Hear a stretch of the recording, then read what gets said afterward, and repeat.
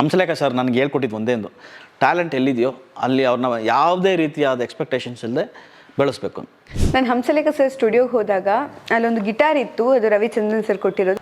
ನನಗೆ ಆ guitar particular ಆಗಿ ಒಂದು ವಿಷಯ ಹೇಳ್ಬೇಕು ಅಂದರೆ, ಚರಣದಲ್ಲಿ ನೀವು ಕೇಳಿರ್ಬೇಕು, ಗಗನದ ಸೂರ್ಯ ಮಳೆ ಮೇಲೆ, ಗಗನದ ಸೂರ್ಯ ಮಳೆ ಮೇಲೆ, ನೀ ನನ್ನ ಸೂರ್ಯ ಹಣೆ ಮೇಲೆ. ಗಾಳಿ ಗಾಳಿ ತಂಪು ಗಾಳಿ ಊರ ತುಂಬಾ ಇದೆಯೋ. ಆಮೇಲೆ ಹಂಸಲೇಖ ಸರ್ ಹತ್ರ ಕೆಲಸ ಮಾಡೋಕ್ಕೆ ಒಂದು ಗಟ್ಸ್ ಬೇಕು. ಕ್ವಿಕ್ ಆಗಿ ಎಡಿಟ್ ಮಾಡಿದ್ರೆ ಎಡಿಟ್ ಮಾಡುವ ಅದು ಆಡಿಯನ್ಸ್ಗೆ ಬೇಗ ಚೆನ್ನಾಗಿ ಕನೆಕ್ಟ್ ಆಗುತ್ತಂತಲ್ಲ, ಅದರಲ್ಲಿ ಒಂದು ಬೇರೆ ಏನೋ ಒಂದು ಹೊಸತನ ಹುಟ್ಟುತ್ತೆ. ಹೇಗೆ ಇದು ಸೌಂಡ್ ಇಂಜಿನಿಯರ್ ಅನ್ನುವಂಥ ಕಾನ್ಸೆಪ್ಟ್? 1950 ಸಿನಿಮಾ 4000 ಸಾಂಗ್ಗಳು, ತುಂತುರು ಸಾಂಗ್ಗಳಿಗೆ ತಬಲಾಗೆ ರಿವರ್ಬ್ ಆ್ಯಡ್ ಮಾಡಿದ್ದೆ. ರಿವರ್ಬ್ ಬಂದ್ರೆ ಸ್ವಲ್ಪ ನಿಮ್ಮ ವಾಯ್ಸ್ ಅನ್ನು ಓಪನ್ ವಾಯ್ಸ್ ತರ ಕೊಡಿ. ರಿವರ್ಬ್ ಈಗ ಒಂದು ಓಪನ್ ಹಾಲಲ್ಲಿ ಕೇಳಿದಾಗ ಹಾಲ್ ಎಫೆಕ್ಟ್ ಕೇಳುತ್ತಲ್ಲ, ಸೊ ಆ ಥರದ್ದು.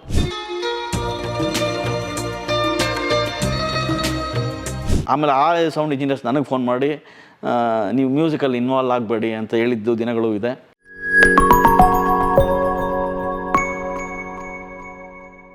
ನಾನು ಹಂಸಲೇಖ ಸರ್ ಸ್ಟುಡಿಯೋಗೆ ಹೋದಾಗ ಅಲ್ಲೊಂದು ಗಿಟಾರ್ ಇತ್ತು, ಅದು ರವಿಚಂದ್ರನ್ ಸರ್ ಕೊಟ್ಟಿರೋದು ಹಂಸಲೇಖ ಸರ್ ಅವ್ರಿಗೆ. ನೋಡಿ, ಇದು ರವಿಚಂದ್ರನ್ ಸರ್ ಹಂಸಲೇಖ ಸರ್ ಅವ್ರಿಗೆ ಕೊಟ್ಟಿರುವಂಥ ಪ್ರೀಶಿಯಸ್ ಗಿಫ್ಟ್. ಇದರಲ್ಲಿ ಏನು ಬರೆದಿದ್ದಾರೆ ಗೊತ್ತಾ? ಹಂಸಾಂಶ ಅಂತ ಬರೆದಿದ್ದಾರೆ. And handle instrument with love and care ಅಂತ ಬರೆದಿದ್ದಾರೆ. ಖಂಡಿತವಾಗ್ಲೂ ಎಷ್ಟು ಪ್ರೌಡ್ ಅನ್ಸುತ್ತಲ್ಲ, ರವಿಚಂದ್ರನ್ ಸರ್ ಅವ್ರ ಕೈಯಾರೆ ಹಂಸಲೇಖ ಸರ್ ಅವ್ರಿಗೆ ಇದನ್ನು ಗಿಫ್ಟಾಗಿ ಕೊಟ್ಟಿದ್ದಾರೆ. ನನಗೆ ಆ ಗಿಟಾರ್ ಪರ್ಟಿಕ್ಯುಲರ್ ಆಗಿ ಒಂದು ವಿಷಯ ಹೇಳ್ಬೇಕು ಅಂದರೆ, ಅವ್ರಿಗೆ ಅದು ತುಂಬ ಫೇವರೆಟ್. ಅದೇನಾಯ್ತು, ಒಂದು ಸತಿ ಹಂಸಲೇಖ ಸರ್ ಕಾಲ್ ಟಚ್ ಆಗೇ ಬಿದ್ದೋಗಿ ಹೊಡೆದೋಗ್ಬಿಡ್ತು. ತುಂಬ ಫೀಲ್ ಮಾಡ್ಕೊಂಬಿಟ್ಟಿದ್ರು, ಅಯ್ಯೋ ಗಿಟಾರ್ ಹೊಡೆದೈತಲ್ಲ ಅಂತ. ನಾನು ಅದನ್ನು ತೊಗೊಂಡೋಗಿ, ಸಾರ್ ಗೊತ್ತಿಲ್ಲದೆ ತೊಗೊಂಡೋಗಿ ಆ ನೆಕ್ ರೆಡಿ ಮಾಡಿಸ್ಕೊಂಡ್ಬಂದು ತಗೊಂಡು ಅಲ್ಲಿ ಇಟ್ಬಿಟ್ಟಿದ್ದೆ. ಇವಾಗಲೂ ಅದು repaired version, but is happy. ಅದನ್ನು ನನ್ನ ಗಿಟಾರ್ ರೆಡಿ ಆಯ್ತಲ್ಲ ಅಂತ ಅವರು ಭಯ ಪಡ್ಕೊಂಡ್ಬಿಟ್ಟಿದ್ರು, ಇದು ಅಷ್ಟೇ ಹೋಯ್ತು ಇದು ಆ ಥರ ಮೂಡ್ ಅಪ್ಸೆಟ್ ಮಾಡ್ಕೊಂಡ್ಬಿಟ್ಟಿದ್ದು. ಸಾರು ಎಷ್ಟು ಇದೋ ಅಷ್ಟೇ ಸೆನ್ಸಿಟಿವ್ ಅವರು. ಕೆಲವು ವಿಷಯಗಳಿಗೆ ಮಗು ಥರ ಆಗ್ಬಿಡ್ತಾರೆ. ನಾನು ನೋಡಿದೆ ಅವ್ರ ಮುಖದಲ್ಲಿ ಆ ಬೇಜಾರನ್ನ ಕಾಣ್ತಾ ಇತ್ತು. ಸರಿ, ನಾನು ಅವ್ರಿಗೆ ಗೊತ್ತಿಲ್ಲದೆ ತೊಗೊಂಡೋಗಿ ಅದು ರೆಡಿ ಮಾಡಿಸಿ ತೊಗೊಂಬಂದು ಅವ್ರ ಜಾಗದಲ್ಲಿ ಇಟ್ಬಿಟ್ಟಿದ್ದೆ. ಓಕೆ, ನಿಜ. ಯಾಕಂದ್ರೆ ಅವ್ರಿಗೆ ಅಷ್ಟು ಪ್ರೀತಿ ಇದೆ. ಜೊತೆಗೆ ಅದರಲ್ಲೊಂದು ಹಂಸಾಂಶ ಅಂತಲೂ ಕೂಡ ಲೆಟರಲ್ಲಿ ಬರೆದಿದ್ರು, ಹ್ಯಾಂಡಲ್ ವಿತ್ ಕೇರ್ ಅಂತ. ಅದೆಲ್ಲ ನಾನು ನೋಡಿದೆ. ಸೊ ಅವ್ರಿಗೆ ತುಂಬಾ ಕನೆಕ್ಟ್ ಇರುವಂತ ಗಿಟಾರ್ ಅಲ್ವಾ ಅದು? ಹೌದು ಹೌದು. ಹೀಗೆ ಹಂಸಲೇಖ ಸರ್ ಜೊತೆಗಿನ ಒಡನಾಟ, ಅವ್ರ ಬಗ್ಗೆ ನೀವು? ಅವರು ನನ್ನ ಯಾವತ್ತೂ ಒಬ್ಬ ವರ್ಕರ್ ಆಗಿ ಟ್ರೀಟ್ ಮಾಡಿಲ್ಲ. ಸ್ವಂತ ಮಗನ ಥರನೇ ಯಾವಾಗಲೂ ಹೇಳೋರು. ನಾನು ಸೆಕೆಂಡ್ ಸನ್ ಅಂತಲೇ ಹೇಳಿದ್ದಾರೆ. ಎಷ್ಟೊಂದು ಜನರಿಗೆ ಇಂಟ್ರೊಡ್ಯೂಸ್ ಮಾಡ್ಬೇಕಾದ್ರೆ ಈಸ್ ಲೈಕ್ ಮೈ ಸೆಕೆಂಡ್ ಸನ್ ಅಂತ. ನನ್ನ ವಿಷಯದಲ್ಲಿ ಬಂದಾಗ, ನಮ್ಮ ಮನೆಯ ವಿಷಯದಲ್ಲಿ ಬಂದಾಗ, ಅವ್ರು ಯಾವುದೇ ಕಾರಣದ ಹೆಲ್ಪ್ಗೆ ಇಲ್ಲ ಅಂತೇಳಿಲ್ಲ. ಸಮ್ಟೈಮ್ ಅವ್ರಿಗೇ ತೊಂದರೆ ಇರುತ್ತೆ. ಬಟ್ ನಾನು ಸಾರ್ ಅಂತ ಹೋದಾಗ ನನ್ನ ಮುಖ ಅರ್ಥ ಆಗುತ್ತೆ ಅವ್ರಿಗೆ. ಒಂದು ವೇವ್ ಲೆಂತ್ ಇದೆ ನಮಗೆ. ಸೊ ಅವ್ರಿಗೆ ಅರ್ಥ ಆಗುತ್ತೆ, ನನ್ನ ಮೂಡು ಅವ್ರಿಗೆ ಅರ್ಥ ಆಗುತ್ತೆ. ಈಗ ಏನಾಗುತ್ತೆ, ವರ್ಕ್ ಮಾಡ್ತಾ ಇರ್ತೀವಿ, ಏನೋ ಒಂದು ಸಿಸ್ಟಮ್ ಒಂದು ಹ್ಯಾಂಗ್ ಆಗುತ್ತೋ, ಏನೋ ಒಂದು ಆಗುತ್ತೆ, ಒಂದು ಕೈ ಕೊಡುತ್ತೆ, ಏನೋ ಒಂದು ಟೆಕ್ನಿಕಲ್ ಎರರ್ ಆಗುತ್ತೆ. ಅವ್ರಿಗೆ ಗೊತ್ತಾಗುತ್ತೆ, ಓಕೆ ಇವನು ಟೆನ್ಷನಲ್ಲಿದ್ದಾನೆ ಅಂತ. ಏನಪ್ಪ ಈ ಪ್ರಾಬ್ಲಮ್ ಅಂತ ಕೇಳ್ತಾರೆ. ಸರ್ ಅವರು ಓಕೆ ನೀನು ಕರಿ, ನಾನು ಬರ್ತೀನಿ ಅಂತ ಹೇಳಿದ್ರೆ, ನಾನು ಕರಿಯೋವರೆಗೂ ಅವ್ರು ಬರಲ್ಲ. ಆಯಿತು ಅಂತ ಕೇಳಲ್ಲ. ಬಟ್ ಕೆಲವು ಮ್ಯೂಸಿಕ್ ಡೈರೆಕ್ಟರ್ಸ್ ಹಂಗಿಲ್ಲ, ತುತ್ತೂರಿ ಓದ್ಬಿಡ್ತಾರೆ. ಇಡೀ ಇಂಡಿಯಾಗೇನೆ ಈ ಮಿಷಿನ್ ಕೆಟ್ಟೋಗ್ಬಿಡ್ತು, ಅಲ್ಲಿ ಕೆಟ್ಟೋಗ್ಬಿಡ್ತು, ಟೆನ್ಷನ್ ಆಗ್ಬಿಡ್ತು. ಹಾಫ್ ಆನ್ ಅವರ್ ವರ್ಕ್ ನಿಂದರೆ 2 ಅವರ್ ನಿಂತೋಯ್ತು ವರ್ಕ್ ಅಂತ ಫುಲ್ ತುತ್ತೂರಿ ಓದ್ಕೊಂಡ್ಬಂದ್ಬಿಡ್ತಾರೆ. ಟೆನ್ಷನ್ ಮಾಡಿಬಿಡ್ತಾರೆ. ಟೆಕ್ನಿಕಲ್ ವಿಷಯ ನಮ್ಮ ಕೈಲಿ ಮೀರಿದ್ದು ಟೆಕ್ನಿಕಲ್ ವರ್ಕ್ ಆಗ್ತಾ ಇರುತ್ತೆ. ಬೆಳಿಗ್ಗೆ ಆ ವರ್ಕ್ ಮಾಡಿರ್ತಿದ್ವಿ, ಮಧ್ಯಾಹ್ನ ಸ್ವಿಚ್ ಆಫ್ ಊಟ ಮಾಡ್ಕೊಂಬಂದು ನೋಡಿದಾಗ ಏನೋ ಒಂದು ಆಗಿರುತ್ತೆ, ಸಮಸ್ಯೆ ಆಗಿರುತ್ತೆ. ಅದು ನಮ್ಮ ಕೈಲಿರಲ್ಲ. ಅದಕ್ಕಿಂತ ಒಂದು ಸ್ಪೇಸ್ ಕೊಡಬೇಕು. ಈಗ ನಾವೇನಾಗಿದ್ದೀವಿ, ನಾವು ಹೇಳಿದ ಮಾತು ಕೇಳೋದಕ್ಕಿಂತ ಆದರೂ ಹೇಳ್ದಂಗೆ ನಾವು ಕೇಳಬೇಕಾಗಿದೆ. ಸೊ ನಾವು ಅದ್ರ ಮೇಲೆ ಡಿಪೆಂಡ್ ಆಗಿದ್ದೀವಿ, ಟೆಕ್ನಾಲಜಿ ಮೇಲೆ ಡಿಪೆಂಡ್ ಆಗಿದ್ದೀವಿ ನಾವು. ಸೊ ಹಂಗಿರ್ಬೇಕಾದ್ರೆ ಇವತ್ತುವರೆಗೂ ಹಂಸಲೇಖ ಸರ್ ಬಂದು ವರ್ಕ್ ಪ್ರೆಷರ್ ಕೊಟ್ಟಿಲ್ಲ. ಸಚ್ ಎ ವೇ ಈಸ್ ನನಗೆ ತುಂಬ ಇಷ್ಟ ಆಗುವಂಥ ಮ್ಯೂಸಿಕ್ ಡೈರೆಕ್ಟರ್ ಅವರು. ಓಕೆ, ಯಾವುದಕ್ಕೂ ಕಿರ್ಚಾಡಿ ಮಾಡಿ ಆಗಿಲ್ವಾ ಮಾಡಿ ಅಂತ ಏನೂ ಹೇಳೋದಿಲ್ಲ, ಏನು ಹೇಳಲ್ಲ, ಫ್ರೀಡಮಲ್ಲಿ ಬಿಟ್ಬಿಡ್ತಾರೆ, ಫ್ರೀಡಮ್ ಹೇಳ್ತಾರೆ. ಆಮೇಲೆ ಹಂಸಲೇಖ ಸರ್ ಹತ್ರ ಕೆಲಸ ಮಾಡೋಕ್ಕೆ ಒಂದು ಗಟ್ಸ್ ಬೇಕು. ಓಕೆ, ಎಲ್ಲರೂ ಮಾಡೋಕ್ಕಾಗಲ್ಲ. ಸಮ್ ಟೈಮ್ ಏನಾಗ್ಬಿಡ್ತು, ಕೆಲವು ಸ್ಟುಡಿಯೋಸ್ಗೆ ಹೋಗೋರು ರೆಕಾರ್ಡ್ ಕೆಲವು ಪ್ರಾಜೆಕ್ಟ್ಸ್ ಬೇರೆ ಸ್ಟುಡಿಯೋಸಲ್ಲಿ ನಡೆಯೋದು. ನಮ್ಮ ಸ್ಟುಡಿಯೋ ಬ್ಯುಸಿ ಇರೋದ್ರಿಂದ ಬೇರೆ ಸ್ಟುಡಿಯೋಲಿ ಹೋಗೋರು. ಅವಾಗ ಆ ಸ್ಟುಡಿಯೋ ಇಂಜಿನಿಯರ್ ನಿದ್ದೆನೇ ಬರಲ್ಲ, ನೈಟೆಲ್ಲ ನಿದ್ದೆ ಬರಲ್ಲ ಅವನು. ಬೆಳಗ್ಗೆ ಬಂದ್ಬಿಟ್ಟು ಯಾವ ಥರ ವರ್ಕು, ಆ ಥರ ವರ್ಕು, ಏನು ವರ್ಕು ಒಂದೆಲ್ಲ ಫೋನ್ ಮಾಡೋರು ನನಗೆ.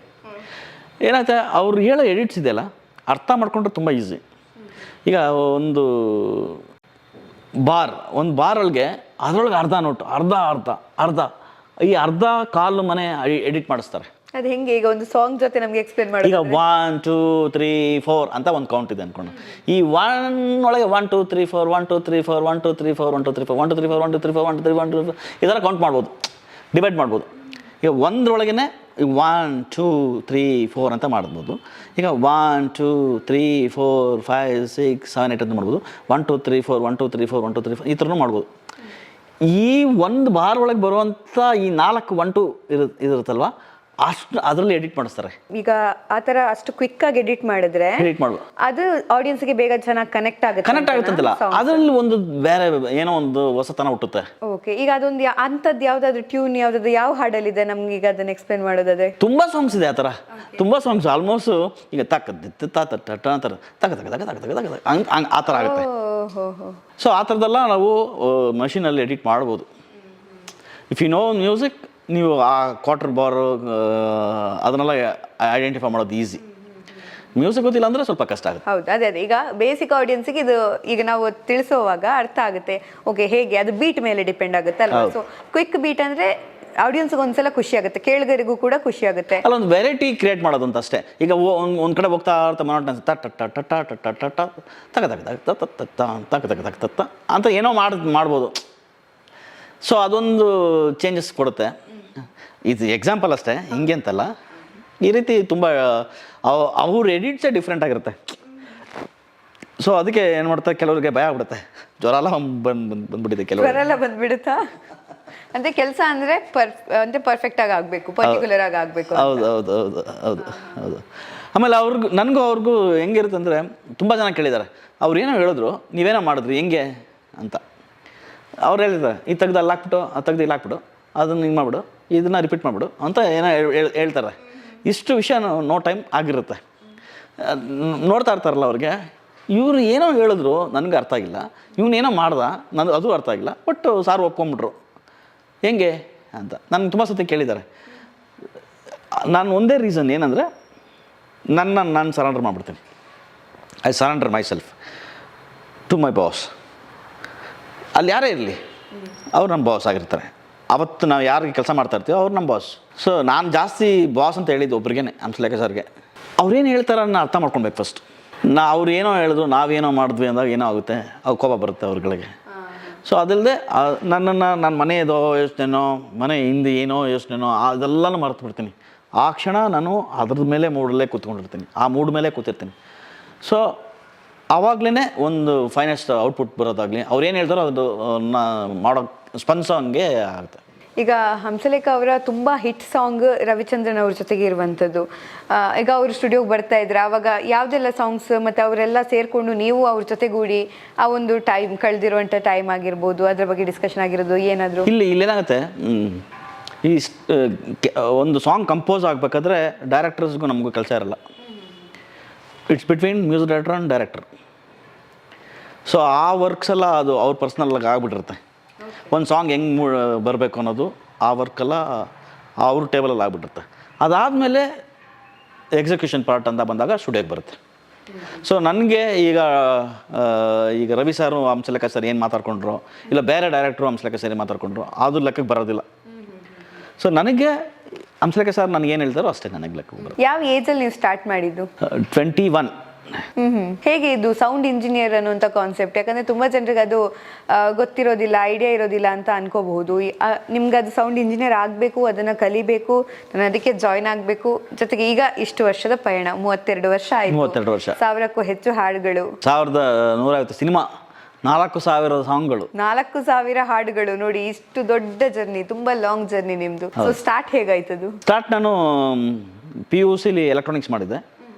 ಆಮೇಲೆ ITIಯಲ್ಲಿ ರೇಡಿಯೋ ಆ್ಯಂಡ್ ಟೆಲಿವಿಷನ್ ಅಂತ ಒಂದು ಕೋರ್ಸ್ ಇತ್ತು. ಅದಾದಮೇಲೆ ನಾನು SNTV ಡಿಪ್ಲೊಮಾ ಮಾಡಿಕೊಂಡೆ. ಅದಾದಮೇಲೆ ಪ್ಯಾರಲಾಗಿ ವರ್ಕ್ ಮಾಡ್ತಾನೆ ನಾನು ಡಿಸೈನ್ ಸರ್ಟಿಫಿಕೇಷನ್ಸು ಮಾಡಿಕೊಂಡೆ.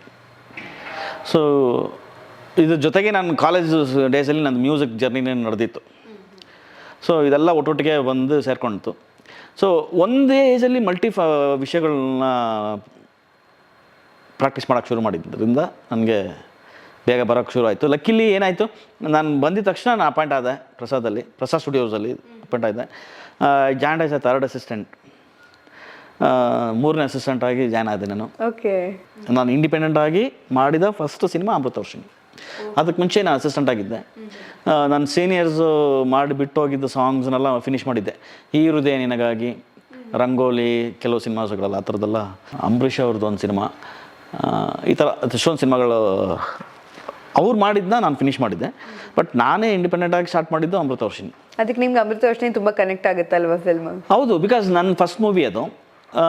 ಏನೇ ಮಾಡಿದ್ರು ಫಸ್ಟ್ ಮೂವಿಗೆ ತುಂಬಾ ಇದಿರುತ್ತೆ. ಲಕ್ಕಿಲಿ ಆ ಸಿನಿಮಾ 25 ವಾರ ಕೂಡ ಓಡ್ತು. ಅದಲ್ಲಿಗೆ ಆ ಸಿನಿಮಾ ಮಾಡ್ಬೇಕಾದ್ರೆ ಒಂದು ಇನ್ಸಿಡೆಂಟ್ ಆಯಿತು. ಸಾಂಗ್ ರೆಕಾರ್ಡ್ ಮಾಡಿಬಿಟ್ಟಿದ್ವಿ. ರೆಕಾರ್ಡ್ ಮಾಡಿದ್ಮೇಲೆ ಮಾಸ್ಟರ್ ಮಾಡ್ಬೇಕಾದ್ರೆ ಏನಾಗುತ್ತೆ, ಮಾಸ್ಟರಿಂಗ್ ಅಂತ ಒಂದು ಬರುತ್ತೆ. ಅದರಲ್ಲಿ ಚರಣದಲ್ಲಿ ನೀವು ಕೇಳಿರ್ಬೇಕು, ಗಗನದ ಸೂರ್ಯ ಮಳೆ ಮೇಲೆ, ಗಗನದ ಸೂರ್ಯ ಮಳೆ ಮೇಲೆ, ನೀ ನನ್ನ ಸೂರ್ಯ ಹಣೆ ಮೇಲೆ.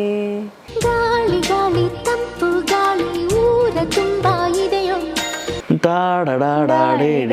ತಂಪು ಗಾಳಿ ಊರಲ್ಲೆಲ್ಲ ಇದೆಯೋ ಟಂಗ್ ಅಂತ ಒಂದು ಬೆಲ್ ಬರುತ್ತೆ. ಹೌದು. ಅದು ರೆಕಾರ್ಡ್ ಮಾಡಿದಾಗ ಅದು ಎಲ್ಲೋ ಒಳಗಡೆ ಇತ್ತು, ಅದು ತುಂಬ ಕೆಳಗಡೆ ಇತ್ತು. ನಾನು ಅದನ್ನು ಶೂಟಿಂಗ್ ಕಳಿಸ್ಬೇಕಾದ್ರೆ ಅದನ್ನು ಹೈಲೈಟ್ ಮಾಡಿರಲಿಲ್ಲ. ಮಾಸ್ಟರ್ ಮಾಡ್ಬೇಕಾದ್ರೆ ನನಗೆ ಅದು ಕೇಳಿಸ್ತು, ಅಯ್ಯೋ ಇದನ್ನು ಹೈಲೈಟ್ ಮಾಡೋಣ ಅಂತ. ಮಾಸ್ಟ್ರಲ್ಲಿ ಹೈಲೈಟ್ ಮಾಡಿದ್ದೆ ನಾನು ಅದನ್ನು. ದಿನೇಶ್ ಬಾಬು ಅವರು ಆಮೇಲೆ ಸಾಂಗ್ ಕೇಳ್ಬಿಟ್ಟು ನನಗೆ ಬಂದು ಬೇಡ ಅಂತ ಹೊಡ್ಬಿಟ್ರು ನನಗೆ. ಪಳ್ಳಿ ನೀನು ಅವತ್ತು ಕೊಟ್ಟಿದ್ದರೆ ಇದಕ್ಕೊಂದು ಶಾರ್ಟ್ ತೆಗಿತಾ ಇದ್ದೆ ಅಂತ. ನಾನು ಕೊಟ್ಟಿಲ್ಲ, ನನ್ನ ಶಾರ್ಟ್ ನನಗೆ ಅವತ್ತು ರಿಯಲೈಸ್ ಆಯಿತು, ಒಂದು ಚಿಕ್ಕ ಸೌಂಡು ಒಬ್ಬ ಕ್ರಿಯೇಟರ್ಗೆ, ನೆಕ್ಸ್ಟ್ ಲೆವೆಲ್ ಕ್ರಿಯೇಟರ್ಗೆ ಏನೋ ಕಳ್ಕೊಂಡಂಗೆ ಬಾರ. ಆ ಟಿಂಗ್ ಅಂತ ಸೌಂಡು ಕ್ಯಾಸೆಟಲ್ಲಿ ಕೇಳುತ್ತೆ. ಹೌದು, ಇಲ್ಲ ನಾವು ಕೇಳಿದ್ದೀವಿ ಕ್ಯಾಸೆಟ್ರಿ. ಆದರೆ ಆ ವರ್ಷನ್ ನಿಮ್ಮ ಸಿನಿಮಾ ನಾನು ಶೂಟಿಂಗ್ ಮಾಡ್ಬೇಕಾದ್ರೆ ಕಳಿಸಿರಲಿಲ್ಲ. ಓ. ಸೊ ಅದಕ್ಕೆ ನಾನು ಈ ನಡುವೆ ಏನು ಮಾಡ್ಕೊಂಡಿದ್ದೀನಿ ಅಂದರೆ, ಎಲ್ಲ ಮ್ಯೂಸಿಕ್ ಡೈರೆಕ್ಟರ್ಸ್ಗೂ ಎಲ್ಲ ಕ್ಲೈಂಟ್ಸ್ಗೆ ಏನು ಹೇಳ್ತೀನಿ, ಮಾಸ್ಟರ್ ಮಾಡ್ಕೊಂಡ್ಬಿಟ್ಟು ಆಮೇಲೆ ಶೂಟ್ ಮಾಡಿ. ಸೊ ದಟ್ ಈಚ್ ಒಂದು ಯಾವುದೋ ಒಂದು ಸಣ್ಣ ಟೋನ್ಗೆ ಒಂದು ಶಾರ್ಟ್ ತೆಗಿಬೋದು. ಅದು ನನ್ನ ಇನ್ಎಕ್ಸ್ಪೀರಿಯೆನ್ಸ್ ಅವತ್ತಿನ ದಿನ. ನನ್ನ ಆ ಒಂದು ಮಾತು ನನಗೆ ಅವತ್ತಿಂದ ನನಗೆ ನಾನೇ ಕಲ್ತ್ಕೊಂಡಂಗೆ ಆಯಿತು. ಇದು ಯಾವ ಇನ್ಸ್ಟಿಟ್ಯೂಟಲ್ಲಿ ಹೇಳ್ಕೊಡಲ್ಲ. ಇಲ್ಲಿ ಏನಾಗುತ್ತೆ, ಎವ್ರಿ ಡೇ ಇಲ್ಲಿ ಒಂದು ಇಟ್ಟಿಗೆ ಕಲ್ಲಿಡೋದು, ಸಿಮೆಂಟ್ ಹಾಕೋದು, ಅದು ಬಂದು ಕಾಮನ್. ಅದಕ್ಕೊಂದು ರೂಲ್ ಇದೆ. ಒಂದು ಕಡೆ ಹಿಂಗೆ ಇಟ್ಕೊಂಡು ಹೋಗ್ಬೇಕು, ಒಂದು ಕಡೆ ಹಿಂಗೆ ಇಟ್ಕೊಂಡು ಹೋಗ್ಬೇಕು, ಇಷ್ಟೇ ನೀರು ಹಾಕಬೇಕು, ಇಷ್ಟೇ ಸಿಮೆಂಟ್ ಹಾಕಬೇಕು, ಇಷ್ಟೇ ಮರಳು ಹಾಕಬೇಕು. ಬಟ್ ಕ್ರಿಯೇಟಿವ್ ಜಾಬ್ಸ್ಗೆ ರೂಲ್ ಇಲ್ಲ. ರೂಲ್ ಅಂದರೆ ಬೇಸಿಕ್ ರೂಲ್ಸ್ ಅಂತ ಇದ್ದೇ ಇರುತ್ತೆ. ಅದನ್ನು ಶಾಸ್ತ್ರ ಮೀರಿ ಈಗ ಅಪಶ್ರುತಿ ಮಾಡೋದು ಅದೆಲ್ಲ ಮಾಡಬಾರ್ದು. ಶ್ರುತಿ ಒಳಗೆ ವಿತಿಂದ ಇದರೊಳಗೆ ನೀವು ಕ್ರಿಯೇಟ್ ಮಾಡೋದನ್ನ ಏನು ಬೇಕಾದ್ರೂ ಮಾಡ್ಬೋದು. ಅದಕ್ಕೆ ಅಂತ ಯಾವುದೇ ಒಂದು ಇದಿಲ್ಲ. ಕೇಳಕ್ಕೆ ಚೆನ್ನಾಗಿದೆಯಾ, ಗೋ ಹೆಡ್. ರೆಸ್ಟ್ರಿಕ್ಷನ್ಸ್ ಇರಬಾರ್ದು, ಇರೋದು ಇಲ್ಲ. ಬಟ್ ಅದಕ್ಕೆ ಅಂತ ಸ್ಯಾಚುರೇಷನ್ ರೆಕಾರ್ಡ್ ಮಾಡಬಾರ್ದು, ಡಿಸ್ಟಾರ್ಷನ್ ರೆಕಾರ್ಡ್ ಮಾಡಬಾರ್ದು, ಕರ್ಕಶ ಮಾಡಬಾರ್ದು. ಅಂದವಾಗಿ ಏನು ಕೇಳುತ್ತೋ ಓಕೆ, ಯು ಆರ್ ಗ್ರಾಂಟೆಡ್. ಅಲ್ಲಿ ರೂಲ್ಸ್ ತರಬೇಡಿ. ಈಗ ನಾನು ತುಂತೂರು ಸಾಂಗ್ಗಳಿಗೆ ತಬಲಾಗೆ ರಿವರ್ಬ್ ಆ್ಯಡ್ ಮಾಡಿದ್ದೆ. ರಿವರ್ಬ್ ಅಂದರೆ ಅದು ಒಂದು ಸ್ಪ್ರೆಡೆಡ್ ಎಫೆಕ್ಟ್ಸ್. ಅದು ಓಕೆ, ಇಟ್ಸ್ ಅನ್ ಎಫೆಕ್ಟ್ ನಾವು ಬಳಸೋವಂಥ. ಈಗ ವಾಯ್ಸ್ ಅಂದವಾಗಿ ಕೇಳೋಕ್ಕೋಸ್ಕರ ನಾವು ಬಳಸ್ತೀವಿ. ಅದು ಈ ಥರ ಎಕೋ ಅಂತೆಲ್ಲ ಹೇಳ್ತಾರಲ್ಲ, ಆ ಟೈಪ್ ಆಫ್ ಇದು ಒಂದು ಪ್ಲಗಿನ್. ನಾನು ಯೂಶ್ವಲಾಗಿ ತಬಲಾಗಿ ಯಾರು ರಿವರ್ಬ್ ಹಾಕಲ್ಲ. ಅದೇನಾಗುತ್ತೆ, ತುಂಬ ಸ್ಪ್ರೆಡ್ ಮಾಡಿ ಸಾಂಗ್ನ ಹಾಳು ಮಾಡಿಬಿಡುತ್ತೆ. ರಿವರ್ಬ್ ಬಂದರೆ ಸ್ವಲ್ಪ ನಿಮ್ಮ ವಾಯ್ಸನ್ನು ಓಪನ್ ವಾಯ್ಸ್ ಥರ ಕೊಡಿ. ರಿವರ್ಬ್ ಈಗ ಒಂದು ಓಪನ್ ಹಾಲಲ್ಲಿ ಕೇಳಿದಾಗ ಹಾಲ್ ಎಫೆಕ್ಟ್ ಕೇಳುತ್ತಲ್ಲ, ಸೊ ಆ ಥರದ್ದು ಆ ಸಾಂಗಿಗೆ ಬಳಸ್ಬೋದು ಅದನ್ನು. ಯಾಕಂದರೆ ಅದರಲ್ಲಿ ಡಗ್ಗ ಯೂಸ್ ಮಾಡಿರಲ್ಲ, ಬರೀ ಚಾಟಿ ಯೂಸ್ ಮಾಡಿದ್ರು. ಚಾಟಿಗೆ ಬಳಸಿದಾಗ ಅದು ಏನು ಚೆನ್ನಾಗಿತ್ತು, ಬಳಸ್ಬಿಟ್ಟೆ. ಕೆಲವು ಹೊರಗಡೆ ಬಂದಮೇಲೆ ಆಗ್ತಾಯಿತ್ತು ಅಂದರೆ, ಕೆಲವು ನನಗೆ ಫೋನ್ ಮಾಡಿದ್ದಾರೆ, ಅದಕ್ಕೆ ತುಂಬ ಚೆನ್ನಾಗಿದೆ ಬಳಸಿರೋ, ಟೆಕ್ನಿಕಲ್ ವಿಷಯ ಗೊತ್ತಿರೋರು ಫೋನ್ ಮಾಡಿ ಹೇಳಿದ್ದಾರೆ ತುಂಬ ಚೆನ್ನಾಗಿದೆ ಅದು ಕೇಳೋಕ್ಕೆ. ಅದೇ ಮ್ಯೂಸಿಕ್ ಡೈರೆಕ್ಟರ್ಸ್ ಬೇರೆ ಸ್ಟುಡಿಯೋಗೆ ಹೋಗ್ಬಿಟ್ಟು ಬೇರೆ ಸೌಂಡ್ ಇಂಜಿನಿಯರ್ಸ್ ಹತ್ರ ತಬಲಕ್ಕೆ ಬಳಸು ಅಂತ ಹೇಳ್ತಾರೆ. ಅವ್ರು ಹಾಕಲ್ಲ ಅಂತ ಹೇಳ್ತಾರೆ. ಅವಾಗ ಆ ಸಾಂಗಲ್ಲಿ ಬಳಸಿದ್ದಾರೆ, ನೀವು ಯಾಕೆ ಹಾಕಲ್ಲ ಅಂತ ಗಲಾಟೆಗಳು ಆಗಿರೋ ಸೀನ್ಗಳು ಇದೆ. ಆಮೇಲೆ ಆ ಸೌಂಡ್ ಇಂಜಿನಿಯರ್ಸ್ ನನಗೆ ಫೋನ್ ಮಾಡಿ ನೀವು ಮ್ಯೂಸಿಕಲ್ಲಿ ಇನ್ವಾಲ್ವ್ ಆಗಬೇಡಿ ಅಂತ ಹೇಳಿದ್ದು ದಿನಗಳು ಇದೆ. ಆದರೆ ಇಲ್ಲೇನಂದರೆ, ನಾನು ಮೊದಲೇ ಹೇಳ್ದಂಗೆ ರೂಲ್ಸ್ ಅನ್ನೋದನ್ನ ಆ ಸಂದರ್ಭಕ್ಕೆ ಬಳಸ್ಕೊಬೇಕಷ್ಟೆ. ಎಲ್ಲ ಸಂದರ್ಭಕ್ಕೂ ಎಲ್ಲನೂ ವರ್ಕೌಟ್ ಆಗೋಲ್ಲ. ಈಗ ಅದೇ ನಾನೇ ಆಗಲಿ, ಇವಾಗ ನಾನು ಬೇರೆ ಸಾಂಗಿಗೆ ತಬಲಾಗೆ ಆದರೆ ರಿವರ್ಬ್ ಹಾಕೋದಿಲ್ಲ. ಬಟ್ ಆ ಪರ್ಟಿಕ್ಯುಲರ್ ಸಾಂಗಿಗೆ ಆ ಡಿಮ್ಯಾಂಡ್ ಮಾಡಿತ್ತು, ನಾನು ಆಗದೆ ಯೂಸ್ ಮಾಡಿ ಚೆನ್ನಾಗಿತ್ತು, ಕೇಳೋಕ್ಕೆ ಚೆನ್ನಾಗಿತ್ತು, ಮಾಡಿಬಿಟ್ಟೆ. ಅಲ್ಟಿಮೇಟ್ಲಿ ಏನಿರುತ್ತೆ ಅಂದರೆ ಆಡಿಯನ್ಸ್ ಇಷ್ಟಪಟ್ಟರೆ ಅದು ಸಕ್ಸಸ್ ಅನ್ನೋದೇ ಅಲ್ವಾ? ಫಸ್ಟ್ ನಾವು ಇಷ್ಟಪಡಬೇಕು. ಅದಕ್ಕೆ ಇಲ್ಲಿ ಏನಾಗುತ್ತೆ, ಮೂಡ್ ಅನ್ನೋದು ಇಂಪಾರ್ಟೆಂಟ್. ನನ್ನ ಮೂಡು ಓಕೆ, ಹಾಂ ಹಾಂ. ಯಾಕೆ ಹೇಗೆ ಒಬ್ಬ ಸೌಂಡ್ ಇಂಜಿನಿಯರ್ಗೆ ಮೂಡಿಗೂ ಅದಕ್ಕೂ ಸಂಬಂಧ. ಈಗ ನಮ್ಮ ಮನೇಲಿ ಫೈಟ್ ಮಾಡ್ಕೊಂಬಂದಿರ್ತೀನಿ, ಬೆಳಗ್ಗೆ ಎದ್ದು ಫೈಟ್ ಮಾಡಿರ್ತೀನಿ, ಸ್ಟುಡಿಯೋಗೆ ಬರ್ತೀನಿ, ನಾನು ಇವತ್ತು ರೊಮ್ಯಾಂಟಿಕ್ ಸಾಂಗ್ ಮಿಕ್ಸ್ ಮಾಡಬೇಕು. ನಾನು ಮನೆಯದನ್ನೇ ಯೋಚನೆ ಮಾಡ್ತಾ ಕೂತಿದ್ರೆ ರೊಮ್ಯಾಂಟಿಕ್ ಸಾಂಗ್ ಮುಂದೆ ಫೈಟ್ ಸಾಂಗ್ ಆಗಿಬಿಡುತ್ತೆ. ಯಾವ ಇನ್ಸ್ಟ್ರೂಮೆಂಟ್ ನಮ್ಮ ಮೇಲೆ ಕೆಡಬಾರ್ದೋ ಆ ಸಾಂಗ್ ಮೇಲ್ಗೆ ಹೋಗಿರುತ್ತೆ, ಏನೇನೋ ಅವ್ಯವಸ್ಥೆ ಆಗಿ ಸಾಂಗ್ ಕೆಟ್ಟು ಅದಾಗ್ಬಿಡುತ್ತೆ. ಸೊ ನಾನು ಸ್ಟುಡಿಯೋಗೆ ಬಂದಿದ ತಕ್ಷಣ ನಾನು ಎಲ್ಲ ಮರೆತುಬಿಡ್ತೀನಿ. ಈ ಥರ ಆಗಿದೆಯಾ ನಿಮ್ಗೆ ಯಾವುದಾದ್ರು ಎಕ್ಸ್ಪೀರಿಯನ್ಸ್? ಆ ಥರ ನನಗೆ ಆಗಿಲ್ಲ, ಯಾವುದೂ ಆಗಿಲ್ಲ. ಬಿಕಾಸ್ ನಾನು ಬೇಸಿಕಲಿ ಫಸ್ಟಿಂದನೂ ಇದನ್ನು ಫಾಲೋ ಮಾಡ್ಕೊಂಬಂದಿದ್ದೀನಿ. ಮೂಡ್ ಅನ್ನೋದು ಇಂಪಾರ್ಟೆಂಟ್ ಅನ್ನೋದನ್ನ ಫಾಲೋ ಮಾಡ್ಕೊಂಬಂದಿದ್ದೀನಿ. ನಮ್ಮ ಮನೇಲಿ ನಾನು ವಿಲನೆ, ನಮ್ಮ ಮನೇಲಿ ನಮ್ಮನೆ ಏನೋ ಹೇಳಿರ್ತಾರೆ ಇದು ಅಂತ, ನಾನು ಮಾಡೇ ಇರಲ್ಲ ಪಾಪ. ಬಿಕಾಸ್ ಏನಂದರೆ ನಾನು ಇಲ್ಲಿ ನನಗೆ ಪೇ ಮಾಡ್ತಾರೆ, ಸಂಬಳ ಕೊಡ್ತಾರೆ. ಏನಕ್ಕೆ? ನನ್ನ ಕಷ್ಟ ಹೇಳ್ಕೊಳಕ್ಕಲ್ಲ, ಅವ್ರ ಕೆಲಸ ಮಾಡೋಕ್ಕೋಸ್ಕರ ನನಗೆ ಪೇ ಮಾಡ್ತಾರೆ. ನಾನು ಪ್ರತಿ ದಿವಸ ಇವತ್ತು ನೀವು ಬಂದಿರ್ತೀರ, ಇವತ್ತು ನಾನು ನಿಮ್ಮ ಕೆಲಸ ಮಾಡ್ತಾ ಇರ್ತೀನಿ, ನಾಳೆ ದಿವಸ ಇನ್ನೊಬ್ರಿಗೆ ಬರ್ತಾರೆ. ಸೊ ನಾನು ಪ್ರತಿಯೊಬ್ಬರ ಹತ್ರನೂ ಹೇಳ್ಕೊಂಡು ಕೂತ್ಕೊಳಕ್ಕಾಗಲ್ಲ ನನ್ನ ಸಮಸ್ಯೆಗಳು. ಆಲ್ಮೋಸ್ಟ್ ಎಲ್ಲ ಸೌಂಡ್ ಇಂಜಿನಿಯರ್ಸು ಅಷ್ಟೇ. ಇವಾಗ ಎಷ್ಟು ಕೆಲಸ ಮಾಡ್ತಾಯಿದ್ದಾರೆ ತುಂಬ ಸೌಂಡ್ ಇಂಜಿನಿಯರ್ಸು. ಬೆಳಗ್ಗೆ ಸ್ಟುಡಿಯೋದಲ್ಲಿ ಕೂತ್ರೆ ನೈಟ್ವರೆಗೂ ಹೋಗ್ಬಿಡುತ್ತೆ. ಈಗ ಒಬ್ರು ಯಾರೋ ಫ್ಲೂಟಿಸ್ಟ್ ಬರ್ತಾರೆ, ಫ್ಲೂಟ್ ನುಡ್ಸ್ಬಿಟ್ಟು ಹೊಟ್ಟೋಗ್ತಾರೆ, ಸಿತಾರಿಸ್ಟ್ ಬರ್ತಾರೆ, ಸಿತಾರ್ ನುಡ್ಸ್ಕೊಂಡು ಹೋಗ್ತಾರೆ, ತಬಲಾ ಬರ್ತಾರೆ, ಹೊಟ್ಟೋಗ್ತಾರೆ, ವಾಯ್ಸ್ ಬರುತ್ತೆ, ಹೋಗ್ತಾರೆ. ಎಲ್ಲರೂ ಬರ್ತಾರೆ ಹೋಗ್ತಾ ಇರ್ತಾರೆ. ಬಟ್ ನಾವು ಮಾತ್ರ ಕೂತಿರ್ತೀವಿ ಅಲ್ಲಿ. ಯಾಕಂದರೆ ಇವ್ರದ್ದು ರೆಕಾರ್ಡ್ ಮಾಡೋಕೆ, ಅವ್ರದ್ದು ರೆಕಾರ್ಡ್ ಮಾಡೋಕೆ. Because every minute is paid. Studio hours producers ಅವರು ಅದನ್ನು ಒಪ್ಕೊಳ್ಳಲ್ಲ. ನಾವು ಒಂದು ಹಾಫ್ ಆನ್ ಅವರ್ ರಿಲ್ಯಾಕ್ಸ್ ಮಾಡ್ತೀನಿ ಅಂದರೆ half an hour studio amount cut ಮಾಡು ಅಂತಾರೆ. Half an hour studio amount cut ಮಾಡಿದ್ರೆ ಓನರ್ಸ್ ಬೈತಾರೆ. So almost all sound engineers, ಎಲ್ಲ ಸೌಂಡ್ ಇಂಜಿನಿಯರ್ಸ್ ಹೀಗೆ ಕೆಲಸ ಮಾಡ್ತಾರೆ. ಬೆಳಗ್ಗೆ ಕೂತ್ರೆ ಕನ್ಸೋಲಲ್ಲಿ ಕೂತ್ರೆ ನೈಟು ಆಗೋರು ಕೂತಿರೋ. ನಮಗೆಂತ ಪರ್ಸ್ನಲ್ ಲೈಫ್ಸ್ ಏನಾಗುತ್ತೆ, ಪರ್ಸ್ನಲ್ ಡಿಟ್ಯಾಚ್ಡ್ ಆಗಿರುತ್ತೆ. ನಾವು ಏನೋ ಮನೆಗೋಸ್ಕರ ಟೈಮ್ ಸ್ಪೆಂಡ್ ಮಾಡೋಕ್ಕಾಗಿರಲ್ಲ. ಯಾವತ್ತೋ ಒಂದು ದಿವಸ ಅಂದ್ಕೊಂಡಿರ್ತೀವಿ, ಆವತ್ತೇ ಕೆಲಸ ಇರುತ್ತೆ. ಸೊ ಇದೆಲ್ಲ ನಡೆದಿದೆ. ಎಷ್ಟೋ ಸಿನಿಮಾಗಳು ನಾವು ಡೇ ಆ್ಯಂಡ್ ನೈಟ್ ಕೆಲಸ ಮಾಡಿದ್ದೀವಿ. ಈಗ ರವಿ ಸರ್ದೇ ಸಿನಿಮಾಗಳು, ಸಿಪಾಯಿ, ಈ ಥರದ್ದೆಲ್ಲ ಕೆಲಸ ಮಾಡ್ತಾರೆ. ಇಷ್ಟೆಲ್ಲ ರಾತ್ರಿ ಹಗಲೆಲ್ಲ ಕೆಲಸ ಮಾಡಿಬಿಟ್ಟಿರ್ತೀವಿ. ಫಸ್ಟ್ ಶೋ ಕ್ಯಾನ್ಸಲ್ ಆಗಿಬಿಟ್ಟಿರುತ್ತೆ. ರಾತ್ರಿ ಹಗಲೆಲ್ಲ ಕೆಲಸ ಮಾಡಿ ಒಂದು ಔಟ್ಪುಟ್ ತಂದಿರ್ತೀವಿ. ಎಷ್ಟೋ ಸಿನಿಮಾಗಳು ಹಂಗಾಗಿದೆ. ಫಸ್ಟ್ ಶೋ ಕ್ಯಾನ್ಸಲ್ ಆಗಿರುತ್ತೆ, ರೈಟ್ ಟೈಮ್ಗೆ ಪ್ರಿಂಟ್ ಹೋಗಿರಲ್ಲ. ಇವಾಗಲಾದರೂ ಎಲ್ಲನೂ ಬೈನರಿ ಸಿಸ್ಟಮ್ ಬಂದಮೇಲೆ ಎಲ್ಲನೂ ಈಸಿ, ಟ್ರಾನ್ಸ್ಪೋರ್ಟೇಷನ್ಸ್ ಎಲ್ಲ ತುಂಬಾ ಈಸಿ. ಅವಾಗೆಲ್ಲ ಕ್ಯಾರಿ ಮಾಡಬೇಕಾಯ್ತು. 100 ಪ್ರಿಂಟ್ ಅಂದರೆ 100 ಬಾಕ್ಸ್. 100 ಬಂಡಲಲ್ಲ, ಒಂದು ಸಿನಿಮಾಗೆ 13 ರೀಲ್ ಇರೋದು ಅಂದರೆ 13 ಬಾಕ್ಸು, 14 ರೀಲ್ ಅಂದರೆ 14 ಬಾಕ್ಸು. 100 ಪ್ರಿಂಟ್ ಅಂದರೆ 14 ರೀಲ್ ಒಂದು ಪ್ರಿಂಟು. ಆ ಥರದ್ದು 100 ಅಂದರೆ 1400 ಪ್ರಿಂಟ್ ಬಾಕ್ಸ್ಗಳು. ಅಷ್ಟು ಎತ್ಕೊಂಡು ಹೋಗ್ಬೇಕಾಗ್ತಾಯಿತ್ತು. ಸೊ ಇವಾಗ ತುಂಬ ಈಸಿ ಆಗಿದೆ. ಒನ್ ಟಚ್ ಆನ್ಲೈನ್ ಟ್ರಾನ್ಸ್ಫರ್ ಆಗಿಬಿಡುತ್ತೆ, ಒನ್ ಟಚ್ ಟೆಲಿಕಾಸ್ಟು ಆಗ್ಬಿಡುತ್ತೆ, ಬ್ರಾಡ್ಕಾಸ್ಟು ಆಗ್ಬಿಡುತ್ತೆ.